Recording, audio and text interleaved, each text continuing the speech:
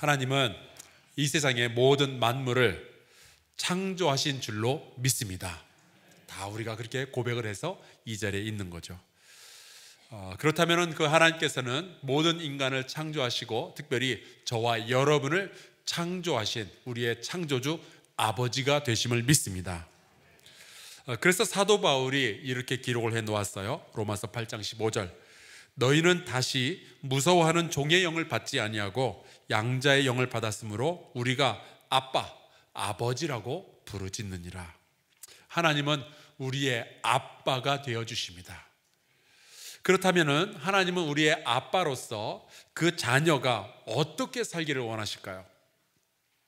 자녀를 향한 아버지의 마음이라는 것은 어떤 걸까요? 뭔가 그 자녀가 실수하고 연약해 보이거나 부족해 보이면, 죄를 짓는 것 같으면 그 인생을 박살내길 원하는 것이 아버지의 마음이실까요? 그렇지 않습니다. 하나님은 모든 능력과 권세를 가지시고 영광 가운데 거하시는 분이시지만, 하나님은요, 우리를 벌주기 원하시는 분이 아니라 모두의 아버지로서 그 자녀가 구원받고 행복하고 기쁘게 살기를 원하시는 줄로 믿습니다. 성경이 우리에게 그런 하나님을 보여주고 있어요. 그래서 하나님은 자녀된 우리가 기뻐할 만한 소식들을 이 성경 가운데 굉장히 많이 기록해 놓으신 겁니다. 지난주에는 이스라엘이 망하는 시기에 활동했던 선지자들이 전한 복음에 대해서, 하나님의 복음에 대해서 우리가 같이 말씀을 나누었죠. 나라가 망하는데 뭐가 기쁜 소식이냐? 백성이 저질렀던 죄악 때문에 그 나라가 망하고 있었지만 하나님은 여전히 그 백성에게, 자녀에게 해주실 말씀이 있었어요. 죄를 지어서 심판을 받을 때에도 여전히 나 여호와 하나님이 너희의 소망이니라. 이것이 우리에게 주시는 복음의 말씀이죠. 여러분이 지금 삶의 어떠한 자리에 서 있는지 모르겠지만 하나님은 여러분이 죽는 것이 아니라 살기를 원하시며, 여러분이 낙담하는 것이 아니라 소망을 붙들기를 원하십니다. 지난주에 말씀드린 바와 같이 구약 성경은 세 부분으로 나뉘게 됩니다. 토라, 나빔, 그리고 케트빔. 토라는 율법이라는 뜻이고요, 나빔은 예언자들의 이야기들, 선지서라고 부르죠.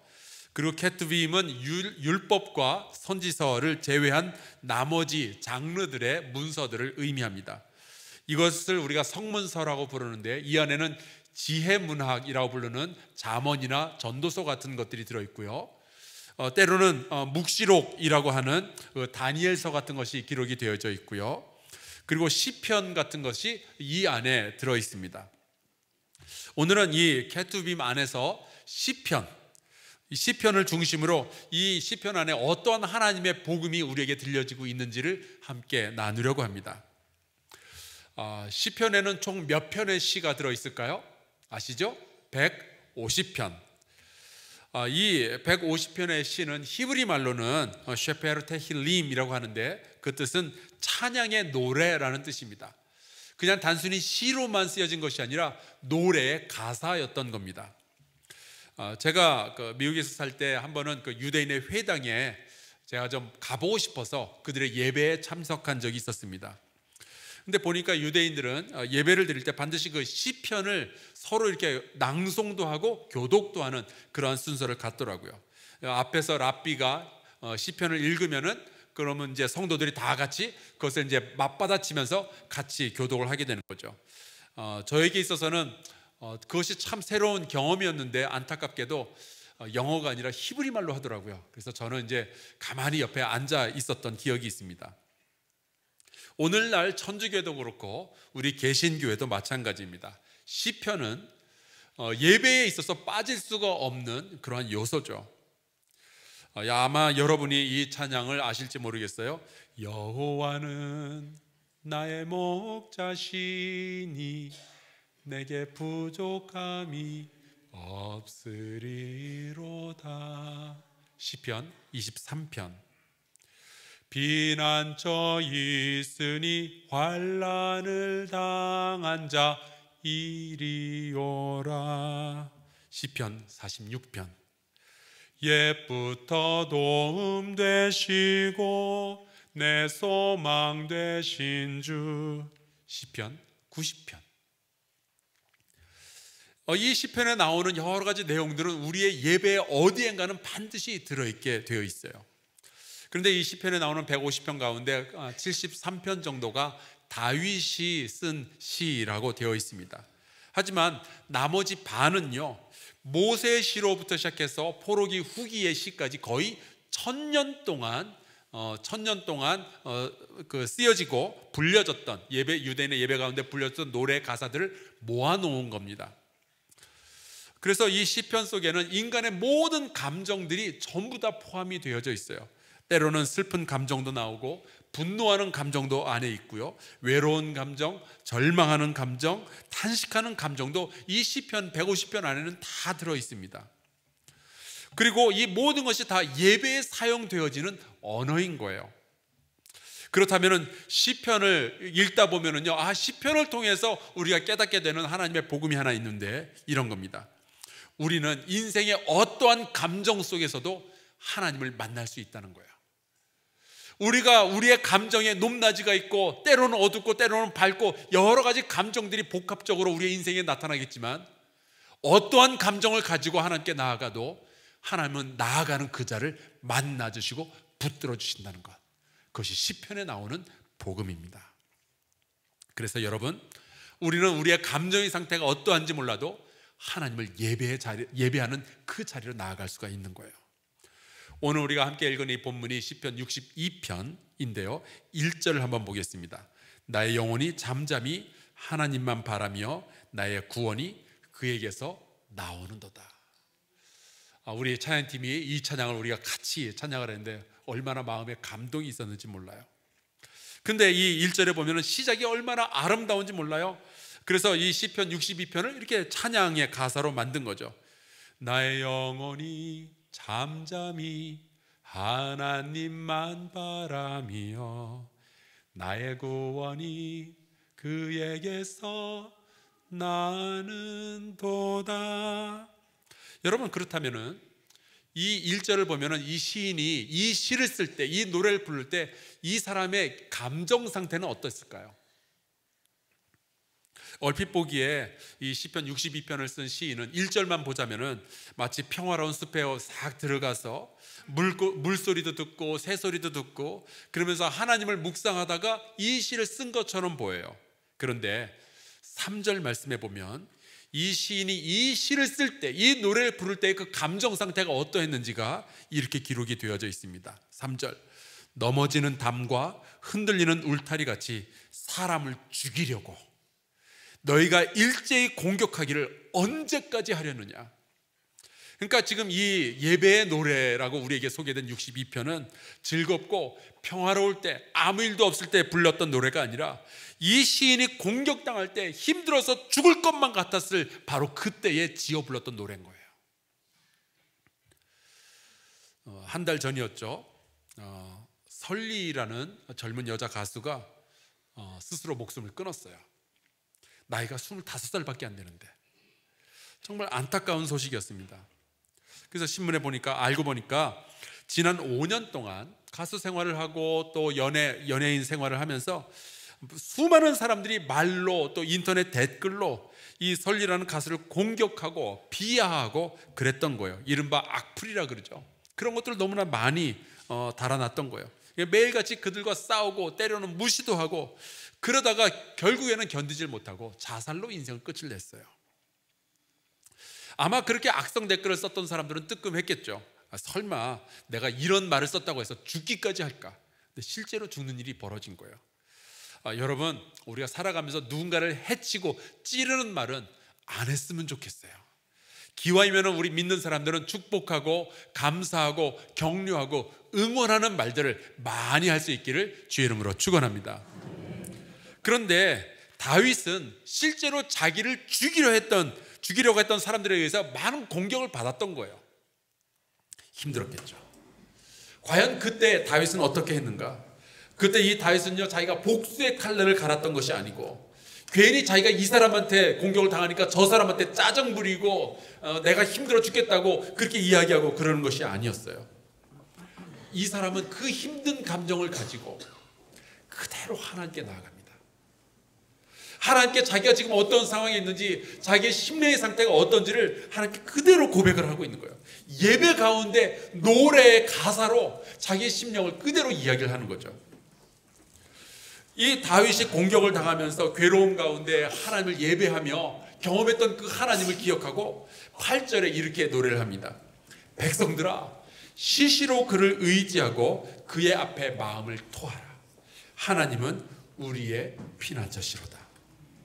시시로 그를 의지하래요.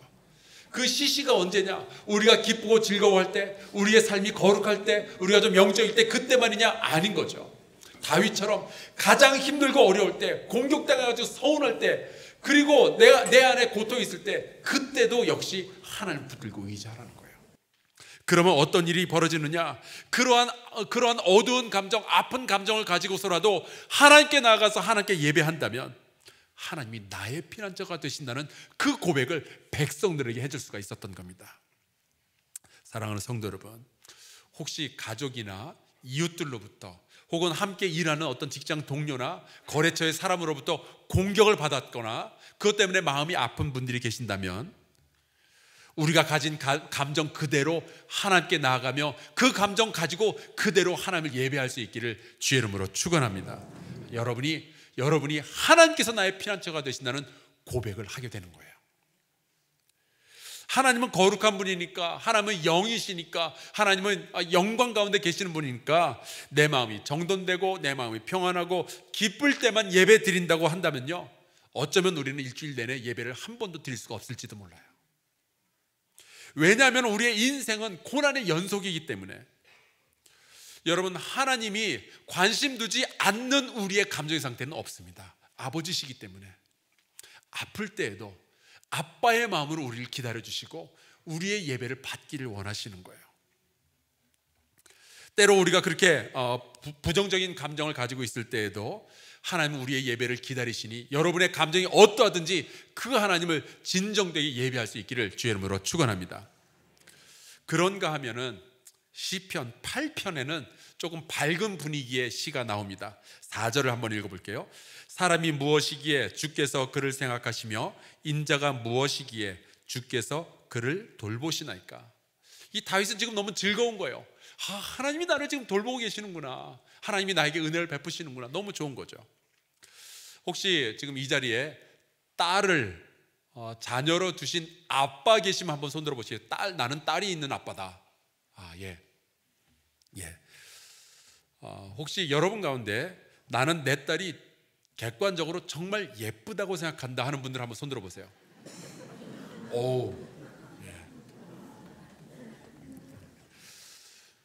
여기 아들을 가진 엄마들 계시죠? 한번 손 들어보시겠어요? 나는 아들이 있다. 내가 보기에 우리 아들 진짜 잘생겼다고 생각하는 엄마들 한번 손 들어보세요. 그렇다면 참 이상한 일이 있어요. 제가 8년 동안 이 교회에서 목회를 했는데요, 우리 성도들의 헌금에 감사, 기도의 제목들이 있으면 제가 그것을 다 살펴보는데 자식이 너무 예뻐서 감사합니다라고 올라오는 감사 헌금은 제가 한 번도 본 적이 없어요. 그 말은 둘 중에 하나입니다. 예쁘다고 잘생겼다고 말은 하지만 사실은 그렇게 생각 안 하거나, 아니면은 잘생기고 예쁜 것은 하나님의 은혜가 아니라 날 닮아서 그렇다. 아마 그렇게 생각하시는 것 같아요. 여러분, 아니거든요. 하나님의 은혜로 우리의 아이들이 예쁘고 잘생긴 거니까 진지하게 감사할 수 있기를 주의 이름으로 축복합니다. 제가 다음 주에 눈여겨볼게요. 누가 정말로 내 자녀로 인해서 감사하는지. 다윗은 지금 자기의 인생을 보면서 너무 고마운 거예요. 한낱 목동이었던 나를 이 자리에까지 세우셨구나. 내가 도대체 뭐길래 하나님은 나를 이렇게 존귀하게 여기시는가. 이 감격 가운데서, 감동 가운데서, 기쁨 가운데서 하나님을 지금 예배하고 있는 거죠. 여러분, 감격이 있을 때 그냥 사람들한테 한턱 낼 생각만 하지 말고 하나님께 예배하고 감사하는 성도가 되시기를 주의 이름으로 축복합니다. 이런 마음을 늘 가지고 예배할 수 있으면 얼마나 좋을까요? 비슷한 상황으로 우리가 잘 아는 시편 23편이 있죠. 1절과 2절 제가 읽을게요. 여호와는 나의 목자시니 내게 부족함이 없으리로다. 그가 나를 푸른 풀밭에 누이시며 쉴 만한 물가로 인도하시는도다. 여러분, 우리가 살아가는 이 시대에 내게 부족함이 없으리로다, 이 고백이 얼마나 소중한 믿음의 고백이 되는지를 모르겠어요. 우리가 살아가는 이 시대는 경쟁의 시대고 비교의 시대이잖아요. 인터넷이 얼마나 잘 발달이 되어 있는지, 저 사람이 무슨 집에서 사는지, 저 사람은 무슨 차를 타고 다니는지, 저 사람은 무슨 백을 들고 다니는지 자꾸만 우리가 비교를 하게 돼요. 그러다 보니까 만족함이 참 줄어들었죠. 이만하면 잘 사는데도, 어느 나라를 가봐도 한국 사람들처럼 잘 사는 사람, 옷 잘 입은 사람이 없는데도 우리 안에서는 불만이 폭증하고 있어요. 이 시대에 내게 부족함이 없으려다, 이 고백을 할 수 있다는 것, 얼마나 감사한 일인지 모르겠습니다. 왜 이 사람은 이런 고백을 할까? 하나님이 동행해 주시니까요. 이런 말이 있어요. 부유하다라는 말의 뜻은 모든 것을 가졌다라는 것이 아니라 내가 부족함을 느끼지 않는 것이다. 여러분, 아무리 내 재산이 10조 원, 20조 원이 돼도 여전히 부족하다고 느끼는 사람은 부족한 거예요. 그 사람은 가난하고요, 그 사람은 불행한 거죠. 하지만 통장에 잔고가 하나도 없어도 나는 부족한 게 없는데요, 이렇게 말할 수 있는 사람은, 하나님은 부족한데요, 이렇게 말하는 사람은 행복하고 부유한 사람인 줄로 믿습니다. 이러한 사람들이 또 하나님을 예배를 해야 되겠죠. 여러분이 부유하다고 느낄 때, 여러분이 부족함이 없다라고 생각할 때, 그때 하나님을 예배하는 깊은 영성을 소유하시기를 주의 이름으로 축복합니다.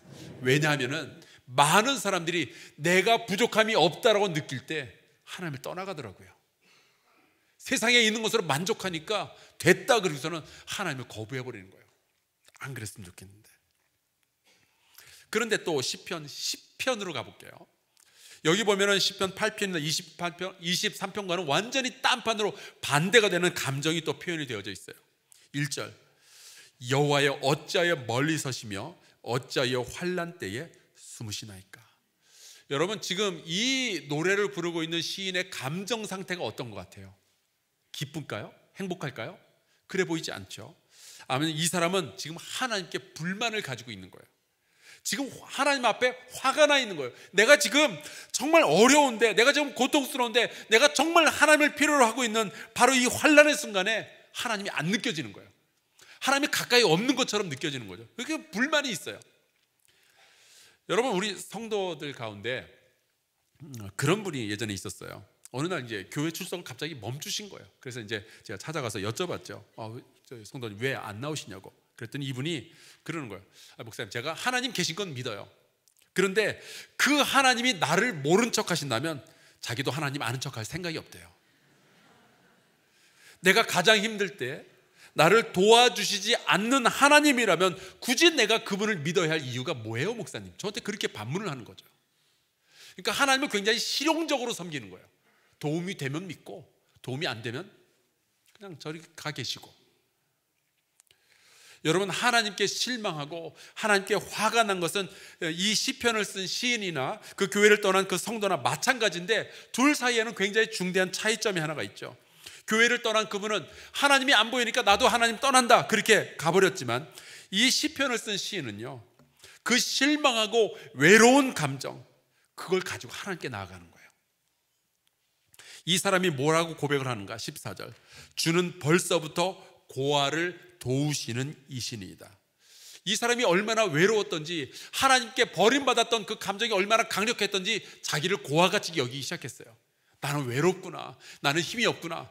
근데 이 사람이 그 감정을 가지고 하나님 앞에 나아가서 예배하다 보니까 깨닫고 고백하는 것이 있었는데, 주님은 벌써부터, 진작부터 고아를 도우시는 아버지시지, 이걸 알게 되는 거죠. 내가 고아처럼 외롭지만, 지금은 가장 외롭고 실망스러운 그런 시간을 지나고 있지만, 하나님이 나를 버리시지 않으실 거고 결국 하나님이 나를 도우시며 구원하여 주실 줄로 믿습니다. 이것이 이 시인의 고백인 겁니다. 여러분, 시편 38편을 보신 적이 있으십니까? 제가 3절을 한번 읽어볼게요. 주의 진노로 말미암아 내 살에 성한 곳이 없사오며 나의 죄로 말미암아 내 뼈에 평안함이 없나이다. 이 시인이 죄를 지은 거예요. 그리고 그것 때문에 굉장히 지금 곤란이 찾아왔고, 그것 때문에 지금 마음에 평안이 없는 거예요. 그래서 6절에 이렇게 고백을 하죠. 종일토록 슬픔 중에 다니나이다. 여러분 하루 종일 슬퍼해 보신 적 있으세요? 저는 있어요. 저녁에 울면서 잠이 들었는데 아침에 울면서 깨본 적이 있어요. 아침부터 잠잘 때까지도 생각만 하면 서럽고 눈물이 나는 그 시기가 있었어요. 제가 그래도 한 가정의 가장인데 남자가 밥 먹고 힘내야지 그러면서 밥을 차려가지고 그 밥을 입에다 한 숟갈 딱 넣었는데 내가 이렇게까지라도 해서 살아야 되나 싶으니까 또 갑자기 서러운 거예요. 그래서 밥을 먹으면서 울면서 그랬던 기억이 있어요. 그래서 이 시인이 그런 감정 가운데 이렇게 말을 합니다. 8절, 내가 피곤하고 심히 상하였음에 마음이 불안하여 신음하나이다. 여러분은 이러한 감정의 상태에 있을 때 어떻게 이것을 다루세요? 세상에 굉장히 많은 사람들이 술을 마시죠. 그렇게라도 해서 잊어버리고 털어버리려고. 이번에 우리 장로님들하고 여행하는데 우리 장로님 가운데 한 분이 제가 익명 처리하겠습니다. 예수 믿고 은혜 받기 전에 술 드셨던 이야기를 하는데 제가 듣고 되게 재밌다라고 생각을 했습니다.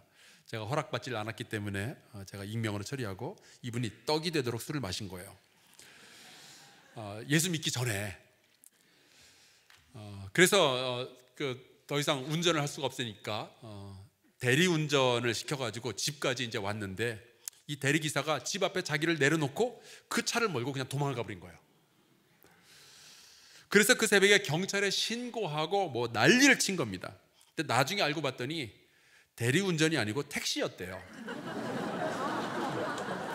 그러니까 당연히 손님을 내려놓고 그냥 간 건데 그거를 막 신고를 하고 난리를 쳤던 거예요.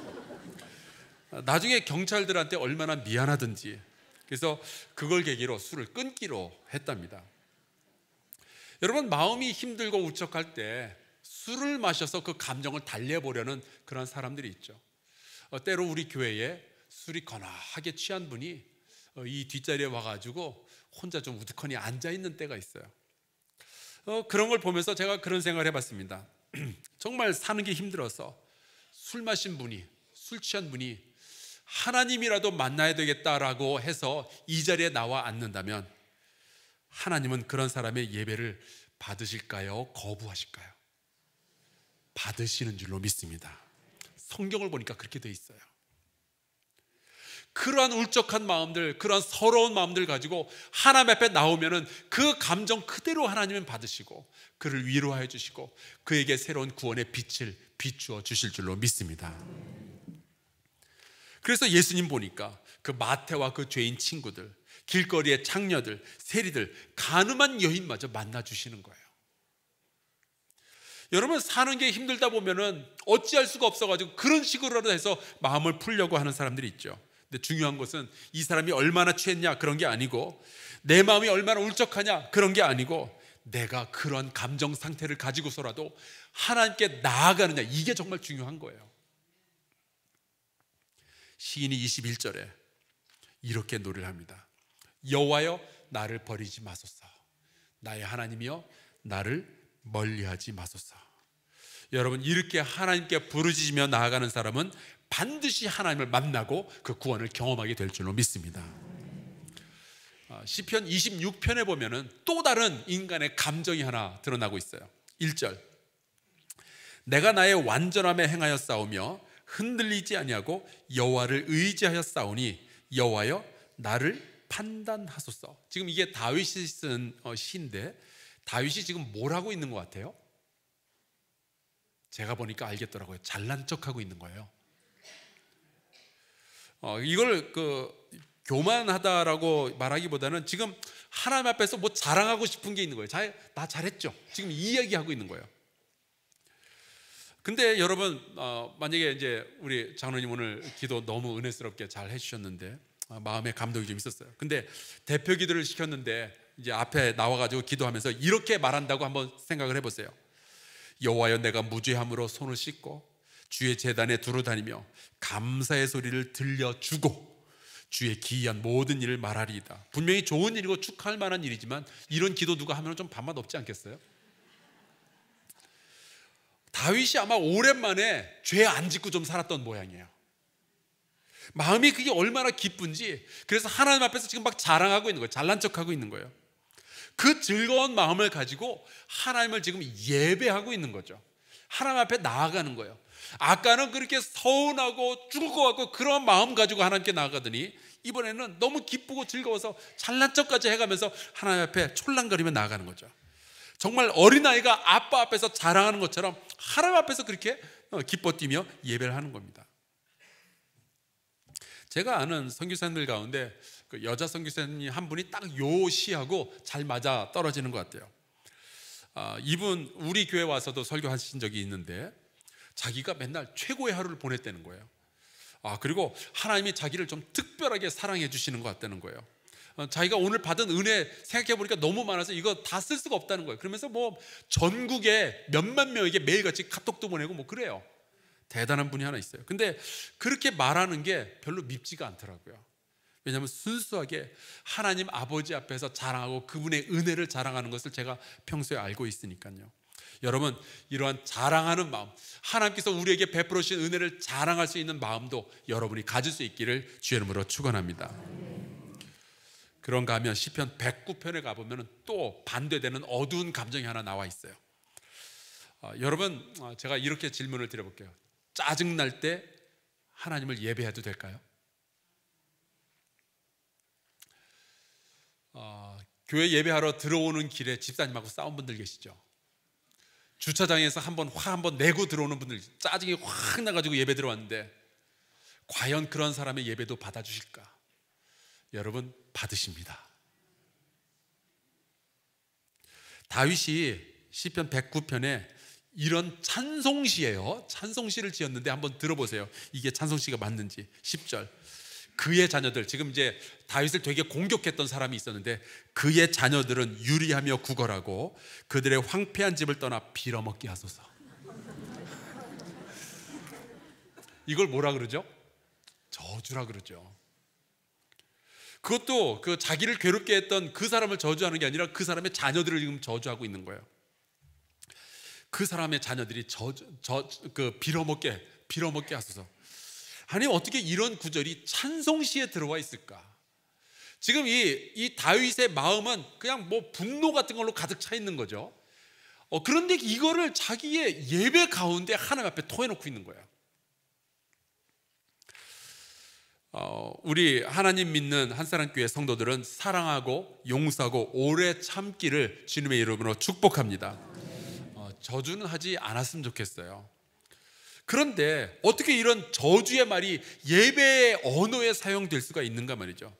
여러분, 중요한 것은 그 저주의 내용이나 그 언어나 그 대상이 아니라 이 다윗은요, 그 분노가 치밀어 오르는 그 순간에 그 감정, 짜증이 막 확 끓어오르는 바로 그 감정을 가지고 여전히 하나님께 나가는 거예요.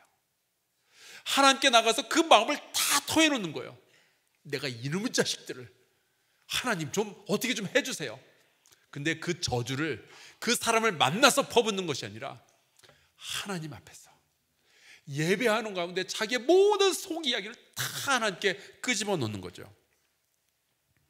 여러분, 우리가 믿는 우리의 아빠 하나님은요, 마음이 넓으셔서 이러한 사람의 감정까지도 받아주시고 이러한 사람들을 붙들어 주시며 좋은 길로 인도하여 주실 줄로 믿습니다. 그래서 시편에 이런 감정까지 찬양시로 등장을 하고 있는 거예요. 예수님께서 분명히 마태복음 5장에 보니까 예물을 드리려다가 형제와 불화한 것이 있거든 가서 화해부터 하고 와서 예물을 드려라, 그런 말씀을 하셨어요. 그래서 우리는 이게 뭔가 이게 분노하고 짜증나는 사람은 예배 드리면 큰일 나는 거구나, 그렇게 생각을 했었는데 예수님은 하나님이 예배를 안 받아주시니까 그렇게 해라 라고 말씀하신 것이 아니라 그 사람으로부터 고소당할지 모르니까 지혜롭게 행동하라, 그런 말씀을 하시는 거죠. 그래서 이 다윗이 예배 가운데 짜증과 분노를 가지고서도 예배의 자리에 나와서 하나님 앞에 찬양하고 그럴 때 이 사람이 어떻게 변화되는가? 30절에 가서 보니까 이렇게 돼 있어요. 내가 입으로 여호와께 크게 감사하며 많은 사람 중에서 찬송하리니. 하나님 앞에서 다 토해내니까 짜증을 내는 거, 가 아니라 짜증에 머무는 거 아니라 그의 언어와 그의 마음이 감사와 찬송의 마음으로 바뀌는 것이 보여지는 겁니다. 그래서 시편 51편 17절에 보면은 이런 말씀이 있어요. 하나님께서 구하시는 제사는, 예배는 어떤 거라고요? 상한 심령이라. 우리가 우리의 감정의 상태가, 우리의 기분이 어떠하든지 하나님이 나를 구원해 주실 거라는 그 소망을 가지고 나아가면, 하나님은 우리가 인생의 어떠한 상황 가운데서 어떠한 감정을 가지고 있더라도 그 자녀를 불쌍히 보시며 그 자녀의 기도와 그 부르심을 들어주시는 거예요. 우리를 만나주시는 거예요.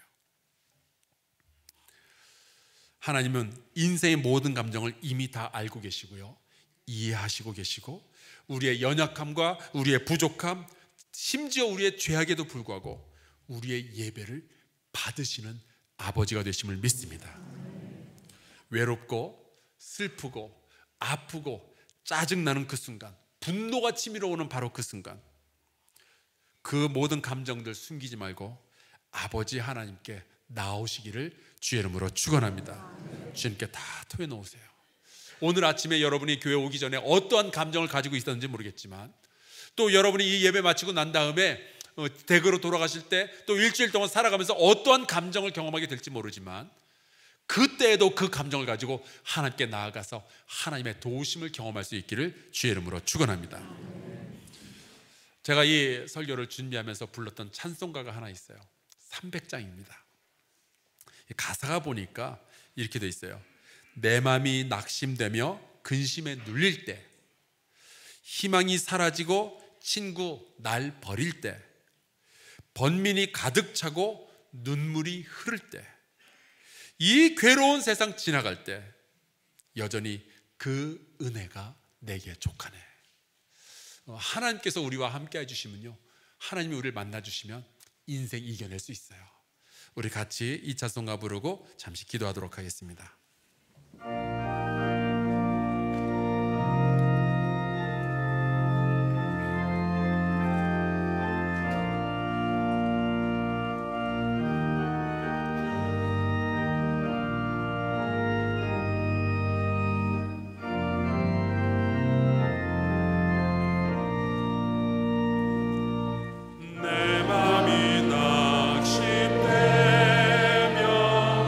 근심에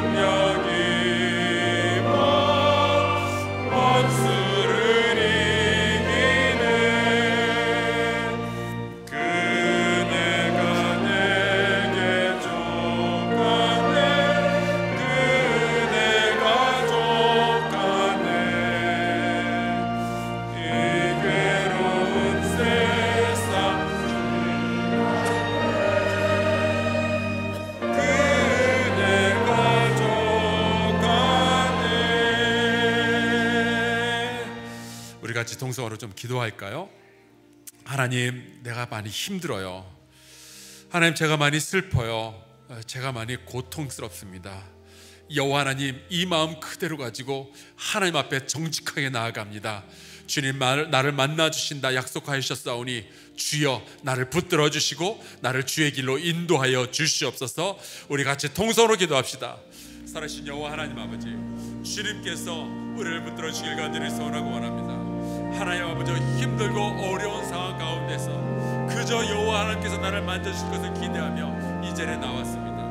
하나님 아버지, 주께서 우리를 붙들어 주실 것을 기대하며 나아갑니다. 하나님 아버지, 내 마음속에 짜증도 있고 내 마음속에 분노도 있고 내 마음속에 힘들고 슬프고 외로운 마음들도 다 있지만 그래도 여전히 주님 바라보고 나아갑니다. 주여, 주님께서 우리의 소망이 되어주시길 간절히 소원하고 원합니다. 하나님 아버지, 우리의 성도들을 축복하며 기도합니다. 힘들고 어려운 인생길 살아가는데 여전히 주님 앞으로 나아가 주님을 예배하고 하나님, 우리의 마음이 어떠하든지 하나님 우리를 만나주시고 인도하시는 그 하나님을 경험할 수 있도록 주님 돌보아 주시옵소서. 우리를 붙들어 주시길 간절히 소원하고 원합니다. 힘들고 어려운 일들 때문에 마음이 흔들리는 많은 사람들이 있습니다. 우리의 마음은 흔들리나 흔들리지 아니하시는 하나님을 바라보고 그 길로 점점 더 가까이 나아갈 수 있도록 허락하여 주옵소서. 때로 우리 안에 어두운 마음들, 불편한 마음들이 있어도 하나님 아버지께서 붙들어 주실 것을 믿고 그 하나님을 바라보며 나아갈 때 주께서 우리의 예배를 받으시며 우리를 붙들어 주실 줄로 믿습니다. 주 계신 여호와 하나님 아버지, 함께 해주시옵소서.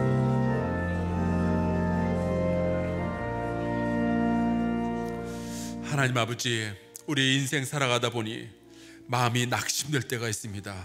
근심에 눌릴 때가 있습니다. 희망이 사라질 때가 있습니다. 친구들에 의해서 버림받을 때가 있습니다. 번민이 가득 차고 눈물이 흐를 때가 있습니다. 하나님, 이 괴로운 세상 지날 때 주의 은혜를 기억하게 하여 주시옵소서. 내 마음속에 어두운 마음들이 있을 때도, 고통스러운 마음이 있을 때에도, 분노가 끓어오를 때에도 여전히 그 마음 가지고 하나님 앞에 나아가서 내 마음을 토해내며 주님께서 인도하심을 경험할 수 있도록 허락하여 주시옵소서.